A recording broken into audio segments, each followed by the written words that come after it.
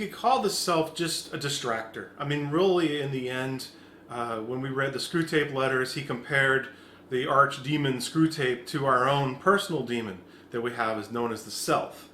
And basically, the worst part about the self is it just creates doubts. That's its worst problem. It's like we hear the truth, and then we wonder why our life doesn't match the truth. And we basically can just blame one person. We can just look in the mirror and say, well, we call this thing Brian. Well, we started calling it that because someone else named us that, our parents. And then they said, Brian, stop, lighting gasoline on the floor, or whatever I was doing as a kid. Whatever it was that they just started reinforcing and naming the person. And so they call that socialization. They're trying to train Annabelle to not act like an animal, basically. We started off with an animal brain, animal body. We developed through that. And that name basically encases our brain with a neural network. It basically, if you plugged you up to the right equipment, whatever your bandwidth was, we could say, okay, there's Brian. He's thinking. So we're in beta waves at that point. So we can actually see what we would call Brian at that point. And now, unfortunately, unless you had really gifted parents, we stayed in the self. We learned how to not do something, learning how to do something. We've learned to, honor boundaries. We don't go steal little Timmy's crayons. So in a sense, the self is getting reinforced with walls. And unfortunately, in our Western culture, right there is usually where it stops.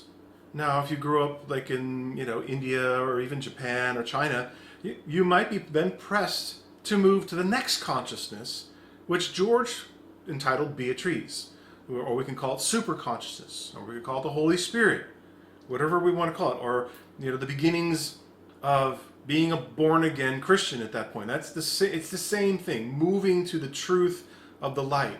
They're just synonyms. Now, unfortunately, religion has entangled them, mangled them to fit their own agendas. And that's just what happens when you get in a community. They all have secret handshakes and passwords, and it's like, do we say debtors or do we say trespasses in the Lord's Prayer, or do we even say it at all? Those are just, they're social, because the Bible, Torah, whatever we call it, it has God's law in it, but it also has social law in it, intermixed, because at the time there was no difference. There was no difference at that time. But again, that was trying to get people to move from Annabelle to Virgil, and unfortunately, with the Bible, there's not any lab notes how to move to Beatrice, and that's really what our goal is, in a nutshell. Because if you get to Beatrice, you move into that consciousness. From there, your worst enemy as a self is silenced. And that's doubt, which is fear at that thing. So our goal is to keep moving up, to be reborn again in spirit, to move to the higher consciousness, and to stay there. Because from there, we have this wonderful thing that shows up at that point called intuition, inspiration, grokking. And again, I'm quoting George on all this because, well, he was my master. He was most of everybody's master here. And again, did I study the spiritual path before him? Yeah, but in general, my Beatrice experience started with him, so that and it works. And that's the thing that I always try to impart, with people that we haven't been doing the exercise lately. Although Lauren, you sound like you've been listening to recordings. I know Jordy listened to recordings. Julie, I'm not sure. Johnny Marilyn, if you listen to them or not. But we're all been on this path, and I'm just here to try to bring people together and try to honor his teaching, because from my experience, and probably from your guys' too, it works. Now, who comes in and doubts it? Well, that's the self. Well, this teaching for the self pretty much is just a reminder to go, hey, stop that. I mean, that's really all we're trying to teach the self to do, is to stop. To stop doubting. To have an attitude of faith. To use George's lab notes that I'm repeating here, and have you brought my own experiences to it. And try to, well, maybe in the best make, try to raise the energy of the human race, if we can. They're quite reluctant. They seem to like their little pets known as the self. They love to, get online. They love to celebrate the self. Is there really anything necessarily wrong with that? No. As long as you know you're not the self. If you can just look at yourself like in the mirror, like you're looking at yourself in this camera, and say, well, I have one of those. Look at that. I have this body. I have a brain in here that's thinking, is feeling. But we need to stop short of saying, I am thinking, I am feeling. Now, if you're communicating to somebody who's not really on the path, you got to use that language, because it would be, for them, kind of traumatic to say, oh, I'm aware of my brain thinking this thought to them. They'd probably look at you like you're, and you'd be locked up. So, when will the vulgar speak like the vulgar? When will the learned speak like the learned? George said that so many times, it's just a reflex for me to say. So, at this point, it would be better for you to start looking at your thoughts as, oh, look at what my brain is thinking. And yeah, in the beginning, it might be a little painful. It's kind of like, there's my thought right there. Oh, there's my feelings. Sometimes, you could treat it more like when you're looking at your body. It's like, oh, look at my hand. It's going like this. Isn't that interesting? Why is it doing that? And moving that to the emotions. It's like, wow, something ticks you off. It's like, wait. This is Annabelle right now. That's what George called our subconscious mind. That's where we have feelings. That's not me. And sit there and try to become aware of your feelings. And just become aware of them. Hopefully it'll start to dissipate. If not, we have what George brought up, the videotapes, doing the canvas where you have the feeling on one side and not you on the other, and you rip it off. And we have cognitive dissonance, or we could just meditate. Hopefully we've all gotten strong enough to be able to just look, oh, okay, the brain is mad right now. Okay, so all right, calm down, drop it. And then we move on. It's just like, then we can analyze what brought you there and go, oh, okay, this reminded me of this when I was 4 years old. Okay, let it go. Let it go. Let it go. So these are just little tricks that we're doing to help clean the whiteboard off of everything we put on it. Because we're trying to get back to the original whiteboard and nothing on it. And then thoughts. Thoughts are tricky. Because most of us, day to day and day out, think we're gaining something, think we're losing something, think that we need to achieve something. And sometimes those are pretty lofty goals, like, I need to achieve enlightenment. Again, that's coming from Virgil. That's a problem.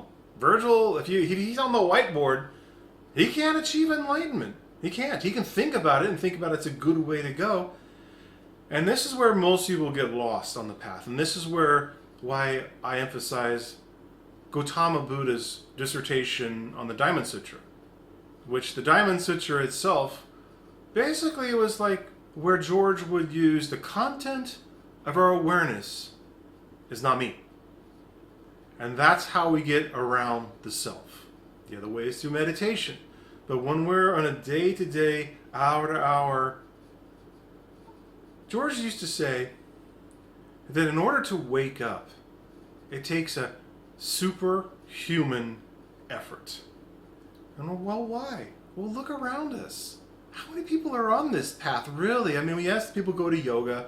Yes, people go to church. And, that's better than nothing. I mean, that's better than, being a nihilist. It's better than not believing in anything or whatever. So it points you in the right direction. But once you have kind of gotten to the point where you're looking around your church, looking around your yoga, And you're kind of going, God, there's got to be something more next after this. And then that's where we come in. Because we need to move away from the self. And like in Christianity, it says to be reborn as light, to be reborn in spirit. That's the true nature of the born-again Christian. And then, boy, oh boy, did society blow that one. Because you can't, I mean, yes, it's good to go in and get baptized. Yes, yes, yes, that's good for the soul. Because, you know, you're becoming one, you're intending to become one with the Christ Spirit. But the problem is, where's the exercises? They don't, you know, I mean, you can pray all day and, you know, get some good results. But then, you know, the next day something comes by and, you know, we're back in the self. So the thing is that we still need to transcend the self. And it's really actually not that hard. It's actually the simplest thing you can do. It's just we get distracted. We get distracted by the human existence. We get distracted by our kids or the neighbor's kids or the neighbor's dog or our boss, whatever it is. I mean, we have a neighbor here who just, you know, dumped a bunch of stuff on our land out there, and I'm like, I guess I just got to go out there and move it. You know, he was busy. He didn't want to remove it. So I'm like, you know, I guess I'll be get some exercise and remove the stuff he dropped on there. It's just like, okay, you know, myself could probably say, oh, I need to go talk to him. Yeah, what difference? He'd probably just say, well, I didn't have time to pick it up, and then, you know, the story's over. What are you gonna do with that? So it's like, okay, that's what we got to do. Well, we're in the same boat with ourself, because society forced us, to put lack of a better term, to have a self, because that was the only way they could continue society. That getting people to do what they told them to do, to make sure that they clean up after each other, make sure they do all these things. Well, good, all right, we got out of what, 3rd grade at that point? Then why after 3rd grade do we continue this same cycle? As a 1st grade teacher, it was very interesting for me that, you know, I've always kind of lived on my own planet. You know, I think that just goes along with the path. And so I was all optimistic when I was going to get my first classroom. You know, I was just like, wow, you know. And, you know, about 3 or 4 years I was teaching on and off here and there. And, you know, varying degrees of success. And eventually I was like, man, this is just wearing me out. I'm like, you know, the path, you're doing music with Jules. She'd always come up with a new song, and I gotta go put it together. Okay, fine, honey. Got another song, whatever. And, you know, then, so I was eventually, you know, attracted in a corporate job. I was actually doing background checks of all things from people. I mean, went from teaching school to background checks, you know. So one of the first times when it was going on the internet. So you could actually find things on the internet. But that, minus the job itself, it blew me away to go from teaching. I taught 1st grade, I taught 4th, 5th, and 6th, just in temporary year types of things. And it was fascinating to go meet the parents. You know, meet the parents at the corporation, and these were mostly young people, you know, in their 20s, early 30s, and things like that. And I sat there and went, wow, they didn't pay attention in 1st grade, that's for sure. You know, I'm walking around the office going, what happened, people? You know, humans. You know, it's like, wow. And it was a kind of definitely an ego check for Brian in those days, and just really go. And I remember talking to George about it. You know, I was still kind of a youngling on the path, and it was like, and he's just like, well, you know, there's just not enough players. There's just not enough players out there that, you know, we try to, you know, not to pick on people who don't show up to this thing, because they all probably have wonderful reasons why they don't come. But it's like you'd think we'd have a full house, you know, when, you know, it's like, but, you know, it just, what it is. People have their own karma. You know, we're all heading home. All of us. Even, you can think of the worst person that ever existed in the humankind, and they're still heading home, even though they may be way down the path. And they may have to go through many different experiences, dimensions, whatever, in order to get home, but everyone's heading home. And so, how do we get there? Well, the Diamond Sutra basically summarizes in one paragraph, which pretty much summarizes why we're here, is that words can't explain truth. That which words express is not truth. So we can use the term that George coined for it, isomorphism. That was the term, which is basically, he said, you got your hand here, and you put your hand here. The one hand to the other is isomorphic to the other. So one side you see two, the other see one. This is the path. This is what we're talking about. This is where we're going to tell the self to take a nap for us, please, if we could. If we could just say, like the droids in Star Wars. Okay, could you shut down for an hour? Could we just, where's the button in there that just shuts the self down? Wouldn't that be nice? And we'd be done at that point. We could do that consciously. That's it. That's it. It's as simple as that. Now, why do we keep talking about it then? Well, the self is like going, oh, I don't know what's over there. I think I better pay attention because I'm a little scared about that turning the self off thing. It's like, so we have to kind of do an end around and be gentle and nice to the self. And unfortunately, society is kind of mean to it. It tells us we have to work harder. Tells us we have to be better. Tells us we have to be nicer. And is that really isomorphic to the truth? Well, it's better than being a loose cannon. We'll just put it that way, because at that point, Annabelle takes over. So Virgil has a place. But he just doesn't trust us enough to let go of his control. So control on this thing, we have to build up faith. And that's why we meditate. That's why we talk about it, because we have to get the self to trust us, to let go enough to let go. Now, you don't lose the self. I mean, that right there is the key. We don't lose it. We're just not using it. It's like a robot. It's like a computer machine. It's a matrix of ideas. And that's all it really is. And unfortunately, we're not very unique. We think as selves that I am unique, that I'm an individual. Well, we've been here multiple lifetimes and are pretty much doing the same thing, which is basically trying to survive, try to get ahead, and not die. I mean, it's kind of like the self isn't very sophisticated. It just piles all kinds of things on top of it to be sophisticated. And why? To maintain control. I mean, that's really what it is, to maintain control, because that's how it feels safe. And then, okay, so, well, am I really in Virgil or am I in Annabelle? Because I didn't know Virgil would really worry about safety. Well, that's the problem with the self. It's a mixture. It's like if you took like a Venn diagram, the two circles that go together, you have, Annabelle and you have Virgil. And so you mix them together like that little circle in the middle, that's yourself. So it's a combination of Annabelle and Virgil. Of course, it's a combination of the body as well as Beatrice. It's all there, but the dominant is Annabelle and Virgil. And that's where the human race is stuck. See, one of the confusions in Christianity was that Jesus talked about the kingdom of heaven being at hand. He said, he saw it. And everybody's like looking around going, what the hell is he smoking? What's he drinking? I don't get that.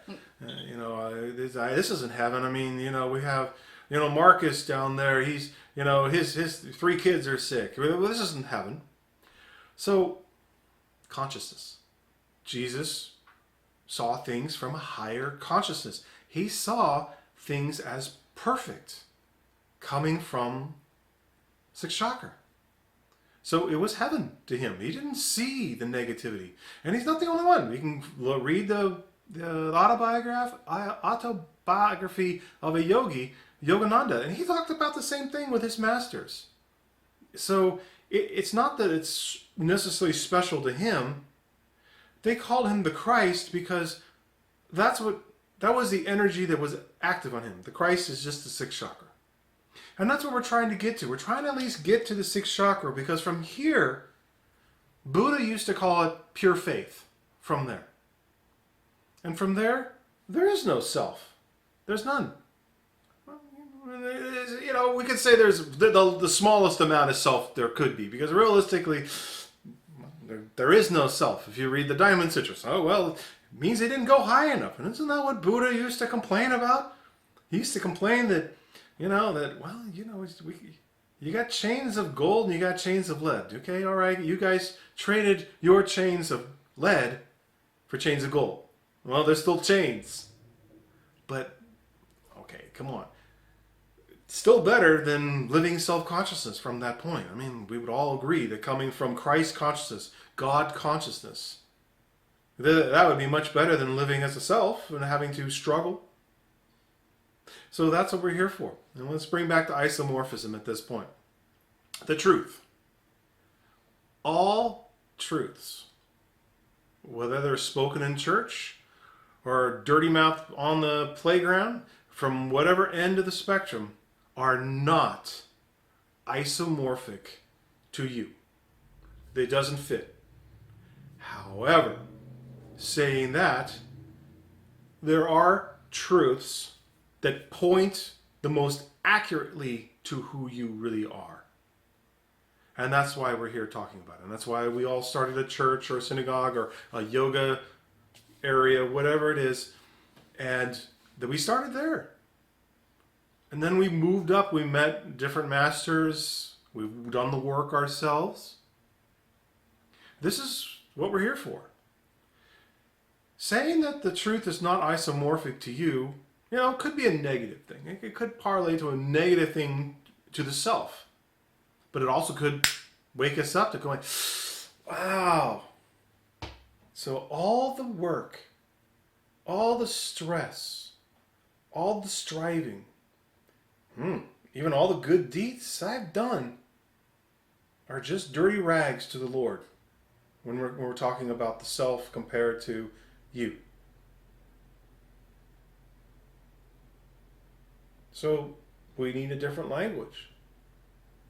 And that's why we do yoga, we do qigong, we contemplate, we chant to help train our little doggy to stop. And that's really, in the end, all we're learning how to do. Because someday, you will notice your feelings as just like clouds. It's like little clouds. We had some thunderstorms today over here. So it's like, oh wow, look what the self is doing. We will look at our thoughts as, look what the self is doing. What is that? Why are we doing that? And eventually we will turn at the seed of awareness and look at consciousness as not us. That you will see consciousness as your tool, as your dog, your tolka. Basically, this is you as a real bodhisattva, looking at your, I should say, you be looking at your real bodhisattva, and go, okay, what am I going to do with it at that point? And so that's where George used to call it a citizen of the universe. We have regained our, to remember that we never left, which is the truth, our universal citizenship. So at that point, if you're a universal citizen, doesn't the word universe kind of beget just one? Or not two? So then you can take your little body that you call whatever you want to call it at that point, and you are a citizen at that point. And the greatest freedom you have is doing God's work at that point. In a sense, you're not interested in self-consciousness, gain or losing something. Why would you? Because that's yourself. It's like yourself, thinks it's gaining something. Thinks it's losing something. Thinks. But if you see the truth, and you're coming from that awareness, then, you'll take better care of it. You walk it, feed it, sleep it, water it, and that's what you do with it. and you will see what it experiences, but it'd be like there's like a buffer between you two. It's like no matter what happens to yourself, you're fine. You're perfect. You're endless. You're infinite. And really, are you those things based on what the diamond citrus says? No. But that's pointing in the right direction. That is so the self doesn't freak out, think it's going to lose something. That's just, the goodies that are there for you. Now, last week, I'm changing directions now. So, last week, my little Apple software update. It's like I knew we're going in a transition here. Okay, go away. There you are. Last week we talked about dreaming. And that's basically our model. It's just a way of explaining. It's like, pointing in the right direction to get back on the path. Because George talked about being fully awakened. What is that like? Well, he would use this term, this sentence, that right here, right now, you see, I didn't point to my dog here. You are free. That is an interesting statement. That this thing cannot experience because it's conditional. The self is conditional. Hypnotism is a perfect example of that, where you can hypnotize someone to do something against their will. So they're not free. So at that point, we want to look at waking up. Waking up from what? The dream. And what if, when we fall asleep at night, and we go on these little, epics that the subconscious gives us, what if the dream we experienced last night is made of the same stuff as the one we're experiencing right now, that there is no difference than this dream and the dream we had when we were sleeping. Now, in the East, they talk about the little dream and the big dream, so it's conscious there. They talk about the two dreams. But here becomes the problem, and this is what we're talking about now, is that, okay, we were dreaming last night, and unfortunately we probably said, Julie was dreaming last night, that she thought, oh, I'm dreaming. I had this dream last night. Okay, then we woke up. But what's the problem? That we thought we had the dream. Did we? We experienced something. And we could say in layman's terms that Julie had this dream last night. Well, then what changed now? Is Julie still dreaming at that point? Well, maybe one day, the door is open and we could say she woke up. And that's where we have to stop when saying who had the dream. That's where the faith comes from at that point. That we don't create another self at that point. That you could say that you are now seeing the suchness of things. You are fully awakened to the truth. Just know this. No matter how hard you look, no matter how hard you try, you will never find or know you. We're not talking about the self here. We're talking about what George called it, and we use the same word here, you, here. That we need to get the self to arrest its thoughts at that point, arrest its labeling at that point. And if you see a label, just go, oh, isn't that interesting? Is that isomorphic to the truth? No. It can't be. And then on top of it all, this is what I would use at that point and say, oh, the self is trying to create another dream about me. It's creating another label. And so that can't be it. No. Just be aware of it. Pay attention to the self. When it tries to create another dream at that point and label it. And that's why at this point, once we get to this consciousness, words have pretty much zero meaning. They basically use it there. You can use them as a placeholder and say, the best thing you could say is, well, that's not me. You know, it's like when you're looking at a self, well, that's not me. That thought there, that's not me. Those feelings right there, that's not me. And if you start to feel the self freak out at that point, which it might, because it starts thinking that it's getting annihilated at that point, well, that's part of the dream. Annihilation zone is here in the dream. So it can't be you. So let it go. That's why George always talked about two things: letting go and being still.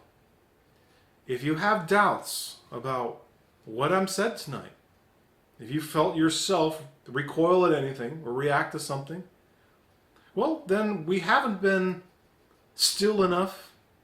We haven't been long enough. We haven't let go of enough. Because George used to say, in order to walk through that door, that final door, you have to go as a naked baby without pockets. No pockets at all.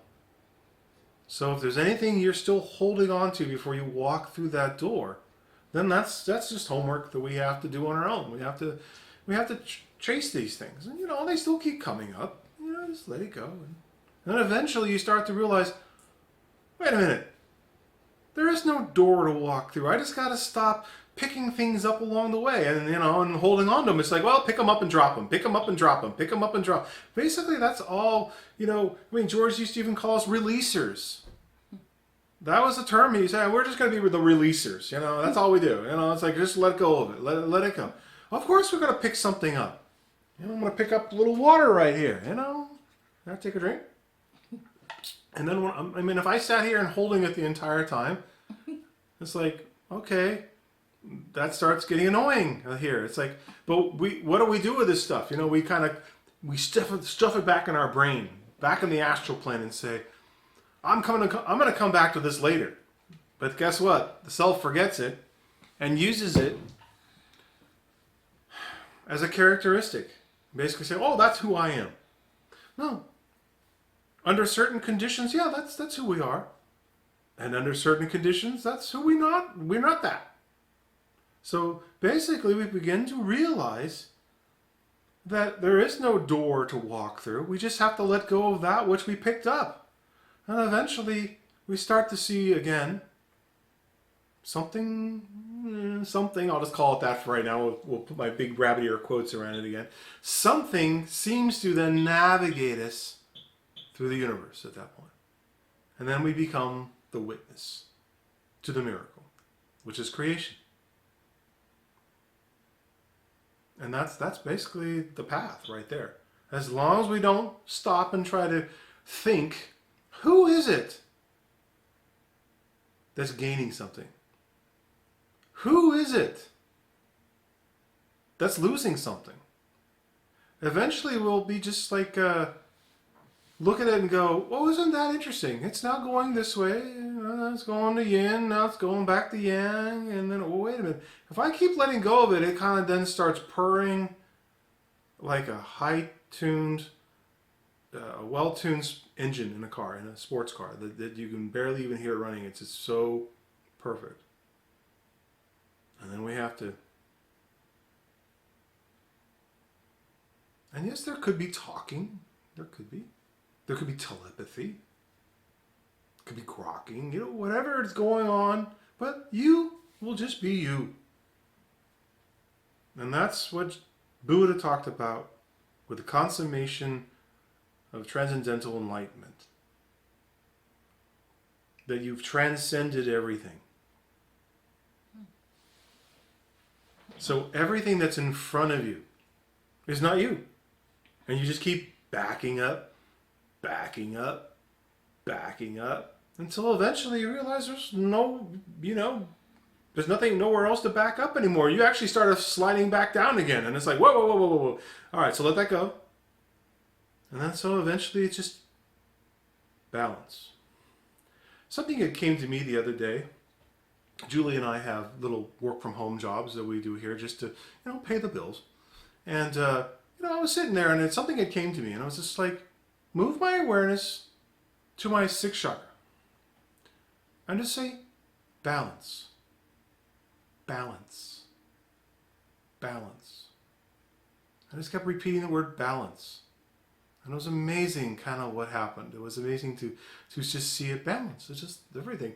As long as you're not holding on to whatever the results are. It's you're holding on to, well, I'm not getting the deal or whatever. Well, it's like you're still holding on to, life, holding on to world, holding on to God. It's like, hey, why haven't you given me what I wanted? He never said he was going to give you what you wanted. Did he ever say that? No. He was going to give us the fruits of the Lord. Love, peace, health, wealth, litany. That's all he was sending. He didn't say, wow, I really wanted that Porsche or whatever it was. It's like, well, if that Porsche's not in your life, well, then maybe it's not supposed to be. And then, it's a silly example, but it's really true. If we can just pay attention to our breath. So let's pay attention to our breath right now. Are you holding your breath? And that's the same thing as saying balance. Balance. Balance.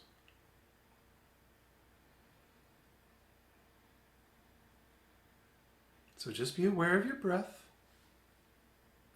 Let it go. Let it be smooth. You should just feel the breathing, the air, the life. If you feel any doubts, just let them go.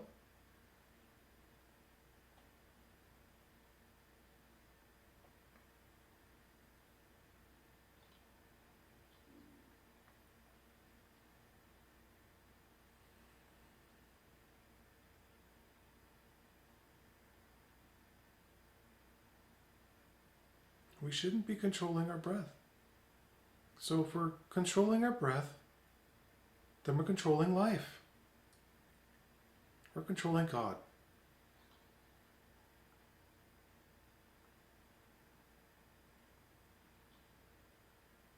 Just be aware of your breath. Even better if you feel the chi, the vitality that's in the air that you breathe.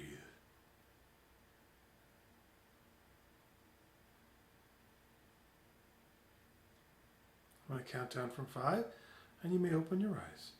5, 4, 3, 2, 1. So, the breathing. Hold on a second, my computer's talking to me again. Okay, thank you. Thank you, computer. So, control. That's our number one enemy when it comes to waking up. It really is. And ironically, it's the one thing the self doesn't want to give up. Because that's like, it feels comfortable with it. And we have to decide, what are we controlling? And a lot of times that's dictated by our sign, our biological astral sign, our sun sign. Is that this body has a tendency to hold on to this kind of thing. Depending on your sign. Hopefully most of us have kind of tamed our sign enough, but sometimes we still see it, rear its head and say, why just do this? I don't know why I'm getting asked to do this because I don't do this. Well, it's like maybe there's something there that we have to let go of. Why is the universe, the Holy Spirit, God, sending us this? I feel like I can't do this. Well, is that true? Can we let go of that feeling? Or I do this kind of thing. Why am I being asked to do this? Well, that's just control. That's the self trying to maintain its sense of grounding, its sense of connectivity. And George all used to say that the worst thing the self could go through is a lack of connectivity and not feeling connected. And unfortunately, Virgil has made it really sophisticated with degrees and a career, family. It feels responsible for all this stuff. And why not? All we have are TV shows and movies and books, all written about the self and what it's supposed to be doing or not supposed to be doing. You need to stop that or do this. As long as we're just looking at it as entertainment, because the self likes being entertained, well, let it just be entertained by it.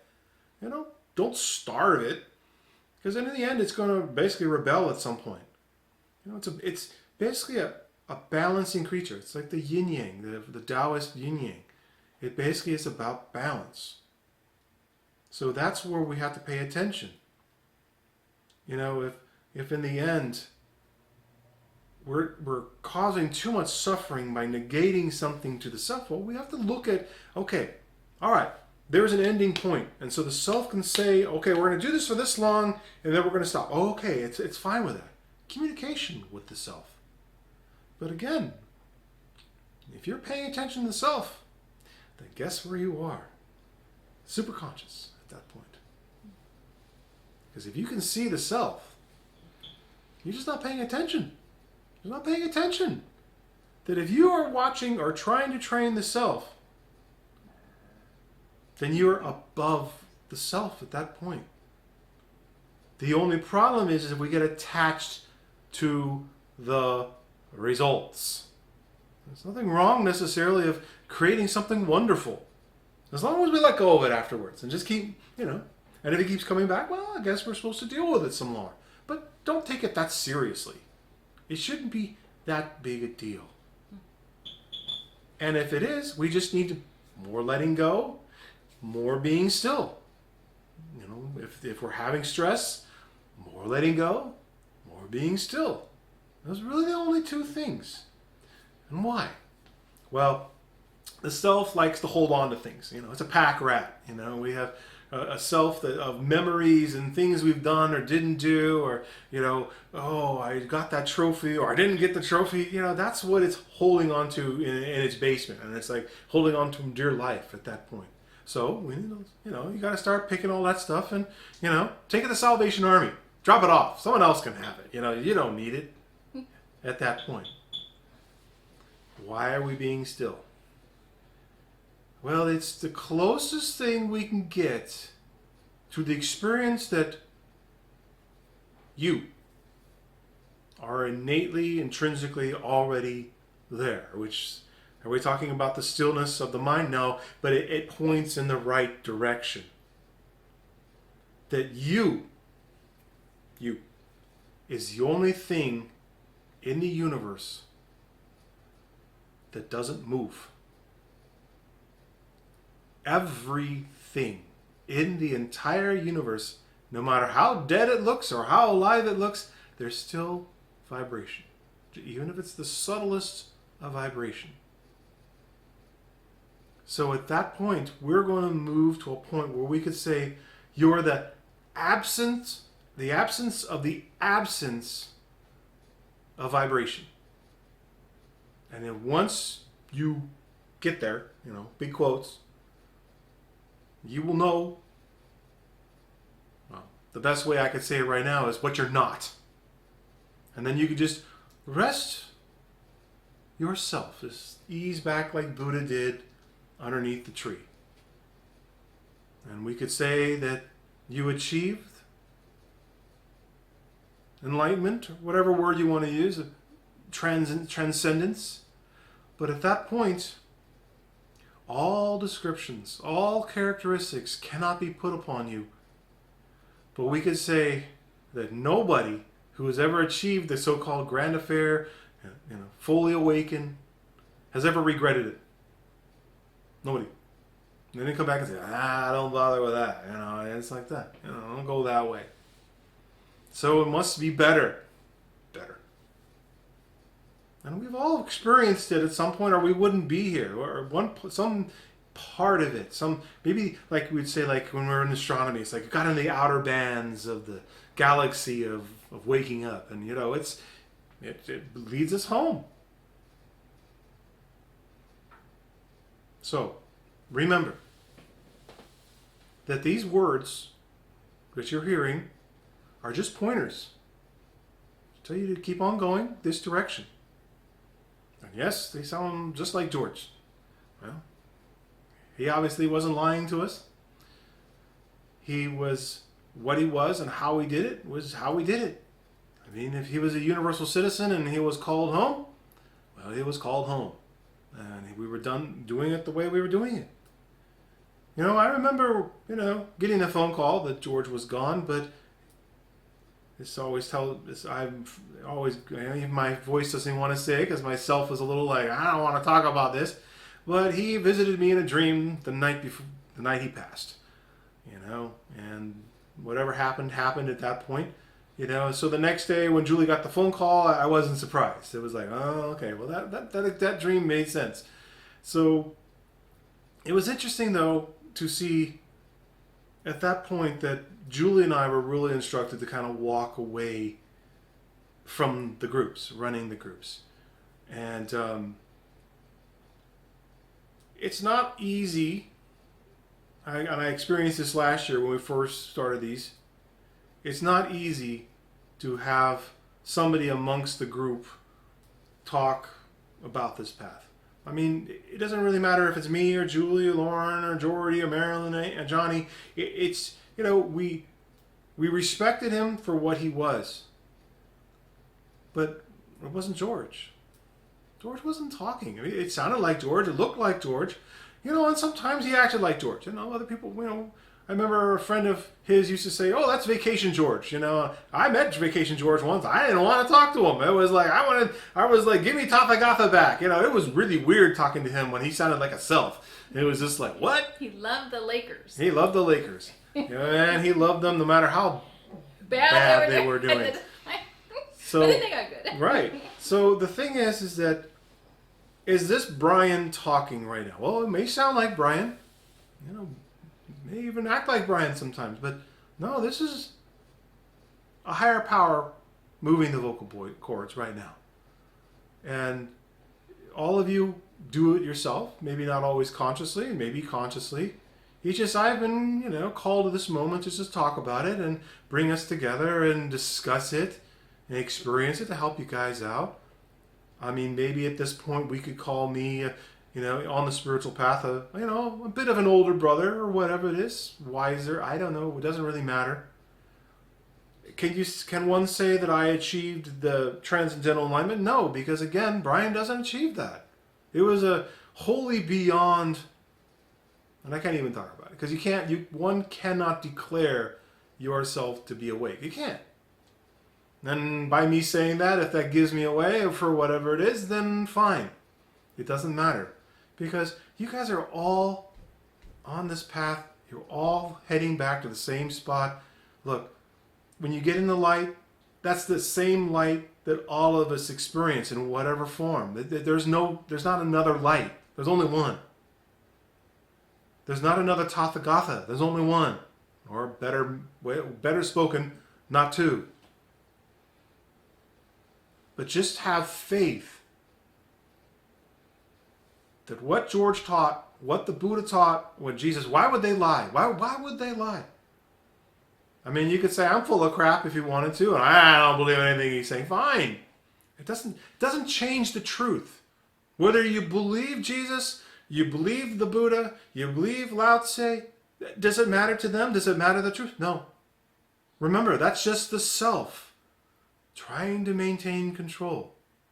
And we could talk in a different way. I mean, last Thursday we talked more about the Christian path and how the words go there. Now we're a little more in the universal, which is just, the same words, the same energy, but different words, used in a different way.